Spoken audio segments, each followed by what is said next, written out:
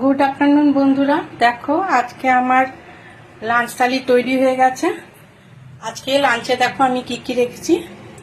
লাঞ্চে হচ্ছে গরম গরম সাদা ভাত, এখানে হচ্ছে মুসুরি ডাল ধনেপাতা দিয়ে করেছি, এখানে হচ্ছে পুঁই শাক, আমি কুমড়ো কচু আলু আর মাছের মাথা দিয়ে করেছি এটা।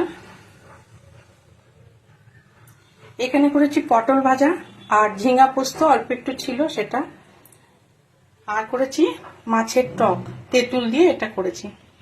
এই হচ্ছে আজকে আমার লাঞ্চ মেনু। তোমরা কে কি লাঞ্চ করলে অবশ্যই ভিডিও দিও, দেখবো আমার ভিডিও লাঞ্চ মেনুটা তোমাদের কেমন লাগে অবশ্যই কমেন্ট করে জানিও। সুস্থ থেকো, ভালো থেকো, এই পর্যন্তই।